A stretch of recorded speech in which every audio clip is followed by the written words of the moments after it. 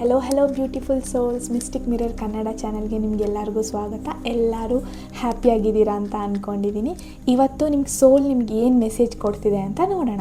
So ಈ ರೀಡಿಂಗ್ನ ನಾನು shuffle ಮಾಡಿಬಿಟ್ಟು ಕಾರ್ಡ್ಸ್ನ ಇಟ್ಟಿದ್ದೀನಿ. ಸೊ ನಿಮಗೆ ಏನು ಮೆಸೇಜ್ ಕೊಡ್ತಾ ಇದೆ ನಿಮ್ಮ ಸೋಲ್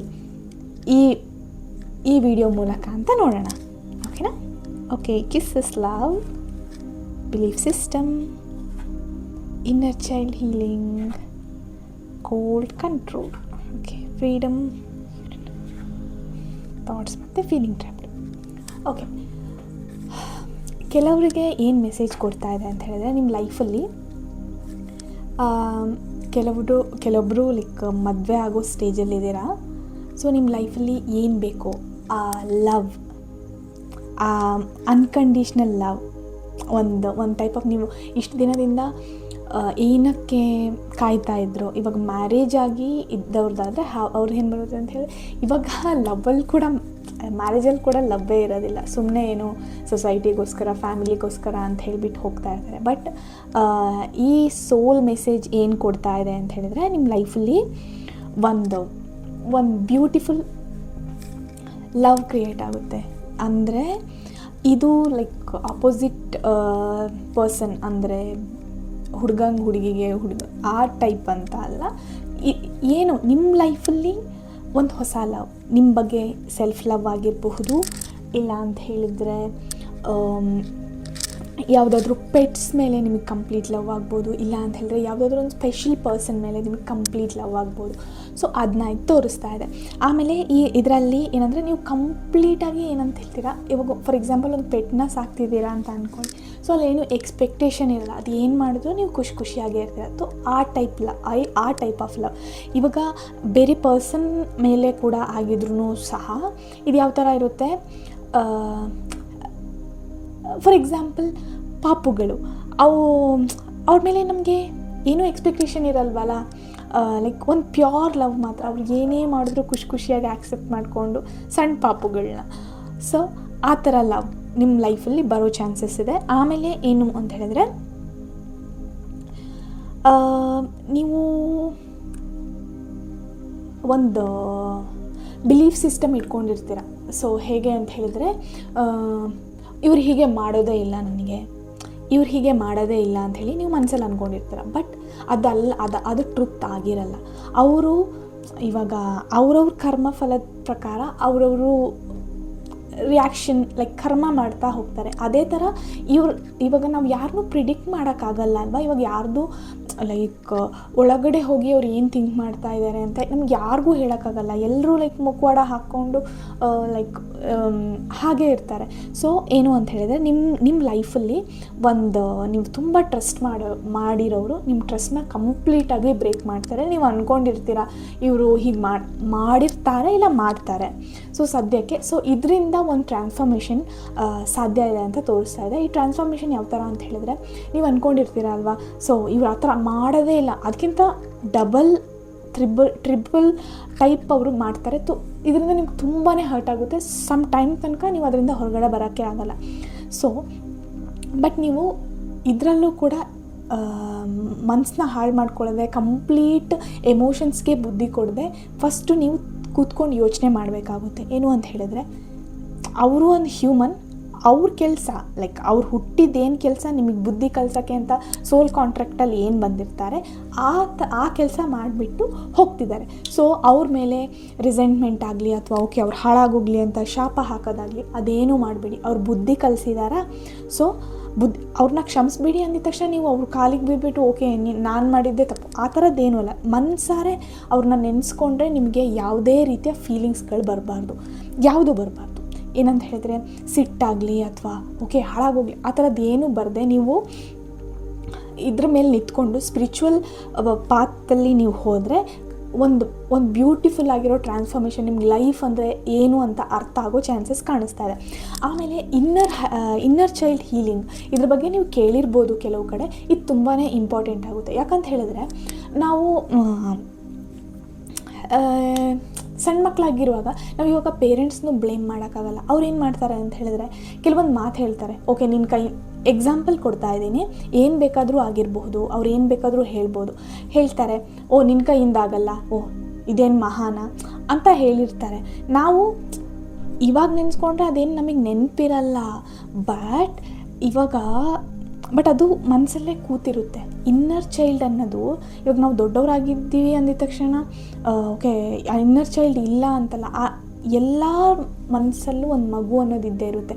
ಅದಕ್ಕೆ ಒಂದು ಕಂಫರ್ಟು, ಆಮೇಲೆ ಒಂದು ಅಪ್ರಿಸಿಯೇಷನ್ನು, ಅದನ್ನು ಲವ್, ಇದನ್ನು ವೆಯ್ಟ್ ಮಾಡ್ತಾ ಇರುತ್ತೆ. ಸೊ ಈ ವೂಂಡನ್ನ ನೀವು ಹೀಲ್ ಮಾಡ್ಕೊಳ್ದೆ ಹೋದರೆ ಅದು ತುಂಬಾ ಕಷ್ಟ ಆಗುತ್ತೆ. ಸೊ ಇನ್ನರ್ ಚೈಲ್ಡ್ ಹೀಲಿಂಗ್ ಅನ್ನೋದು ತುಂಬಾ ಇಂಪಾರ್ಟೆಂಟ್ ಆಗುತ್ತೆ. ಸೊ ಈ ಥರ ನೀವು ಏನು ಮಾಡ್ಬೋದು ಅಂದರೆ ರೀಪೇರೆಂಟಿಂಗ್ ಆಫ್ ಲೈಕ್ ಇನ್ನರ್ ಚೈಲ್ಡ್. ನೀವು ನಿಮ್ಮನ್ನು ಸೆಲ್ಫ್ ಲವ್, ಎಲ್ಲದಕ್ಕೂ ಆನ್ಸರ್ ಏನು ಅಂದರೆ ಸೆಲ್ಫ್ ಲವ್. ನೀವು ಸೆಲ್ಫ್ ಲವ್ ತೋರಿಸ್ಕೊಂಡು ಒಂದೊಂದು ಬೌಂಡರೀಸ್ನ ಹಾಕೋಬಿಡಿ. ಏನಂತ ಹೇಳಿದ್ರೆ ಕೆಲವರು ಏನು ಮಾಡಿಬಿಡ್ತಾರೆ ಅಂತ ಹೇಳಿದ್ರೆ, ನೀವು ನೋ ಅನ್ನಲ್ಲ ಅಂದ್ಕೊಳ್ಳಿ, ಎಲ್ಲ ಕೆಲಸನೂ ನೀಟಾಗಿ ಮಾಡಿಸ್ಕೊಂಡು ಒಂದು ಸಲ ನೀವು ಏನೋ ಕಷ್ಟದಲ್ಲಿ ಆಗೋದೇ ಇಲ್ಲ ಅನ್ನೋ ಟೈಮಲ್ಲಿ ನೋ ಅಂದ್ಬಿಟ್ರೆ ಆವಾಗ ಅವ್ರು ಹೇಳ್ತಾರೆ, ಓಕೆ ಇವಾಗ ನೀನು ಚೇಂಜ್ ಆಗಿಬಿಟ್ಟಿದ್ಯಾ ಅಂಥೇಳಿ. ಸೊ ಅದಕ್ಕೂ ಮುಂಚೆ ಫಸ್ಟು ಕ್ಲಿಯರಾಗಿ ನೋ ಹೇಳೋಕ್ಕೆ ಕಲ್ತ್ಬಿಡಿ.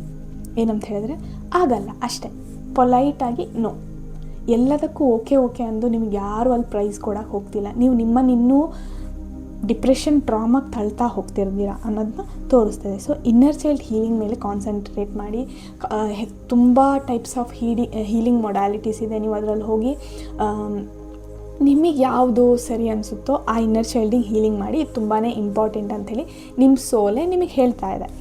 ಆಮೇಲೆ ಏನು ಅಂತ ಹೇಳಿದ್ರೆ, ನೀವೇನು ಮಾಡ್ತಿದ್ದೀರ ಅಂದರೆ ತುಂಬ ಎಮೋಷನ್ಸ್ನ ಬ್ಲಾಕ್ ಮಾಡಿ ಇಟ್ಕೊಂಡಿದ್ದೀರ. ಸೊ ಏನಂತ ಹೇಳಿದ್ರೆ ಆಗಲ್ಲ, ಬೇಡ, ಅದೇ ನಾನು ಹೇಳಿದ್ನಲ್ಲ, ಇವಾಗ ನೋ ಹೇಳೋಕ್ಕಾಗಲ್ಲ, ಅದು ಒಂದು ಎಕ್ಸಾಂಪಲ್ಲೇ. ಏನಂತ ಹೇಳಿದ್ರೆ ಕಂಟ್ರೋಲ್ ಮಾಡಿಕೊಂಡು ನಿಮ್ಮ ಫೀಲಿಂಗ್ಸ್ನ ಹೈಡ್ ಮಾಡಿ ಇಟ್ಕೊಳ್ಳೋದು. ಫಾರ್ ಎಕ್ಸಾಂಪಲ್, ಇವಾಗ ಫ್ಯಾಮಿಲಿಯಲ್ಲಿ ಎಲ್ಲ ಬರ್ಡನ್ನ ಒಂದು ಅಪ್ಪ ಅಥವಾ ಯಾರೊಬ್ಬರು ನೋಡ್ತಿದ್ದಾರೆ ಅಂದರೆ ಮಕ್ಳು ಯಾರಾದರೂ ನೋಡ್ತಿರ್ತಾರೆ ಅಂತ ಅಂದ್ಕೊಳ್ಳಿ.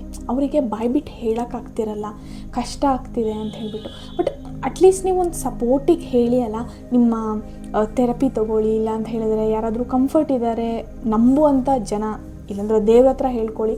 ಕಂಪ್ಲೀಟಾಗಿ ಏನು ಮನಸ್ಸಲ್ಲಿದೆಯೋ ಅದನ್ನೆಲ್ಲ ಕಂಪ್ಲೀಟಾಗಿ ಹೊರಗಡೆ ಹಾಕಿಬಿಡಿ. ಈ ಎಮೋಷನ್ಸ್ನ ಹೈಡ್ ಮಾಡೋದ್ರಿಂದ ಮಾಸ್ಕ್ ಹಾಕ್ಕೊಂಡು ಓಕೆ ನಾನು ಹ್ಯಾಪಿಯಾಗಿದ್ದೀನಿ ಅಥವಾ ಇದು ಮಾಡ್ತಿದ್ದೀನಿ, ಅದು ಬೇಡ. ಕಂಪ್ಲೀಟ್ ನಿಮ್ಮ ಎಮೋಷನ್ಸ್ನ ಹೊರಗೆ ತೊಗೊಂಡು ನೀವೇನು ರಿಯಲ್ ಅನ್ನೋದು ಥರ ಬದುಕಿ ಅನ್ನೋದನ್ನ ತೋರಿಸ್ತಾರೆ. ಆಮೇಲೆ ಇನ್ನೊಂದು ಏನಂತ ಹೇಳಿದ್ರೆ, ಕೆಲವೊಬ್ಬರಿಗೆ ಯಾವ ಥರ ಮೆಸೇಜ್ ಕೊಡ್ತಾ ಇದೆ ಅಂತ ಹೇಳಿದ್ರೆ, ನೀವೊಂದು ಸಿಚುವೇಷನಿಂದ ಹೊರಗಡೆ ಬರೋ ಚಾನ್ಸಸ್ ಕಾಣಿಸ್ತಿದೆ. ನೀವು ತುಂಬ ದಿನದಿಂದ ಅಯ್ಯೋ ದೇವರೇ ಇದರಿಂದ ಹೊರಗಡೆ ಬಂದರೆ ಸಾಕಪ್ಪ ಅಂತ ಬೇಡ್ಕೊಂಡಿದ್ದು, ಇಟ್ ಈಸ್ ದ ಟೈಮ್. ನಿಮ್ಮ ಕರ್ಮ ಮುಗೀತು, ಅವ್ರ ಜೊತೆ ನಿಮ್ಮ ಕರ್ಮ ಮುಗೀತು, ನೀವಿನ್ನು ಮೂವ್ ಆನ್ ಆಗಬೇಕು. ಬಟ್ ಒಂದು ಕ್ಲಿಯರಾಗಿ ನೆನ್ಪಿಟ್ಕೊಳ್ಳಿ, ನೀವು ಇಷ್ಟು ದಿನ ಅದನ್ನು ಅನುಭವಿಸಿದ್ರಿಂದ ನೀವೇನು ಮಾಡಿರ್ತೀರ, ಅದಕ್ಕೆ ಅಡ್ಜಸ್ಟ್ ಆಗಿ ಹೋಗಿರ್ತೀರ. ಅದು ನಿಮಗೆ ಕೆಟ್ಟದು ಅಂತ ಗೊತ್ತಿದ್ರೂ ಕೂಡ ನೀವು ಅದಕ್ಕೆ ಅಡ್ಜಸ್ಟ್ ಆಗಿ ಹೋಗಿರ್ತೀರ. ಎಷ್ಟೋ ಸಲ ನೀವೇ ಪ್ರಾರ್ಥನೆ ಮಾಡಿರ್ತೀರ, ಓಕೆ ಪ್ರೇ ಮಾಡಿ, ಓಕೆ ಇದರಿಂದ ಒಂದು ಬಚಾವಾದರೆ ಸಾಕು ಅಂತ. ಬಟ್ ಬಚಾವಾಗೋ ಟೈಮಲ್ಲಿ ನಿಮ್ಮ ಮೈಂಡ್ ಏನು ಮಾಡುತ್ತೆ, ಇನ್ನೂ ಸ್ವಲ್ಪ ದಿನ ಇದ್ದರೆ ಚೆನ್ನಾಗಿರ್ತಿತ್ತು, ಈ ರಿಲೇಷನ್ಶಿಪ್ ಅಥವಾ ಟಾಕ್ಸಿಕ್ ವರ್ಕ್ ಕಲ್ಚರ್ ಏನಾದರೂ ಆಗಿರ್ಬೋದು, ಟಾಕ್ಸಿಕ್ ಫ್ರೆಂಡ್ಶಿಪ್ ಏನಾದರೂ ಆಗಿರ್ಬೋದು, ರಿಲೇಷನ್ಶಿಪ್ ಆದರೂ ಆಗಿರ್ಬೋದು. ಸೊ ಇದಾದಾಗೆ ಹೋಗುವಾಗ ನಾವು ಅದಕ್ಕೆ ಅಡ್ಜಸ್ಟ್ ಆಗಿರ್ತೀವಲ್ಲ, ಸೊ ಒಂದು ಟಾಕ್ಸಿಕ್ ಪುಲ್ ಮಾಡುತ್ತೆ. ಸೊ ಒಂಥರ ಟ್ರಾಮಾ ಬಾಂಡ್ ಥರ. ಸೊ ಅದ್ರ ಬಗ್ಗೆ ಕಾನ್ಸಂಟ್ರೇಟ್ ಮಾಡಿ. ಇದು ನಿಮ್ಮ ಒಳ್ಳೆಯದಕ್ಕೆ ಆಗ್ತಿರೋದು.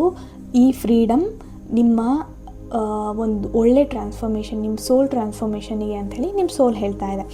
ಆಮೇಲೆ ನೀವು ಆಲ್ರೆಡಿ ನಡೆದಿರೋದನ್ನ ಅಥವಾ ಮುಂದೆ ನಡೆಯೋದನ್ನ ಯಾರೂ ಕಂಟ್ರೋಲ್ ಮಾಡೋಕ್ಕಾಗಲ್ಲ. ಸೊ ಅದರಿಂದ ಓವರ್ ಥಿಂಕ್ ಮಾಡಿ ಏನಾದರೂ ಯೂಸ್ ಇದೆಯಾ ಅಂದರೆ, ಯೂಸ್ ಇದ್ದರೆ ಓವರ್ ಥಿಂಕ್ ನಾನು ಕೊಡ್ತೀನಿ, ನಂದು ಸೇರ್ ಮಾಡಿ ಅಂತ ಹೇಳ್ತೀನಿ. ಬಟ್ ಓವರ್ ಥಿಂಕ್ ಮಾಡೋದ್ರಿಂದ ಏನೂ ಆಗಲ್ಲ.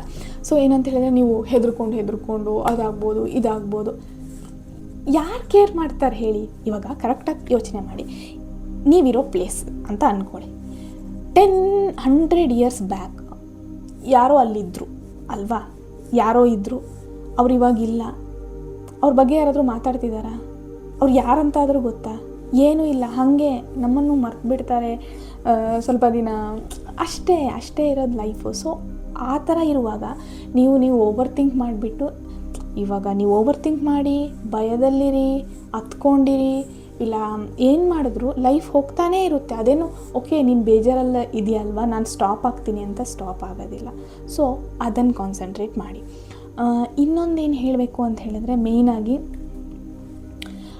ಒಂದು ಮಿಕ್ಸಡ್ ಆಫ್ ಎಮೋಷನ್ಸ್ಗಳು ನಿಮ್ಮಲ್ಲಿ ಕಾಣೋ ಸಾಧ್ಯತೆ ಇದೆ. ಏನಂತ ಹೇಳಿದ್ರೆ ಕನ್ಫ್ಯೂಷನ್ಸು, ಆ ಥರ ಮೆಸೇಜು ಕೂಡ ಬರ್ತಾ ಇದೆ.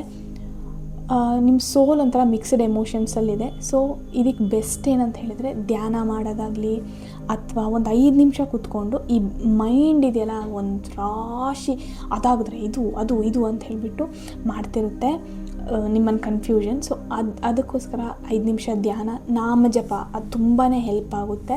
ಸೊ ಆ ಥರದ್ದೇನಾದರೂ ನಿಮ್ಮ ಇಷ್ಟ ದೈವ ಏನಾದರೂ ಮಾಡಿದ್ರೆ ತುಂಬಾ ಹೆಲ್ಪ್ ಆಗುತ್ತೆ. ಸೊ ನೀವು ಸೋಲಿಗೂ ಕೂಡ ಒಂದು ದಾರಿ ಮಾಡಿಕೊಡ್ತಿದ್ದೀರಾ ಆನ್ಸರ್ಗೆ ಅನ್ನೋದನ್ನ ತೋರಿಸ್ತಾ ಇದೆ. ನಮಸ್ಕಾರ, ಇದು ಇವತ್ತಿನ ರೀಡಿಂಗ್.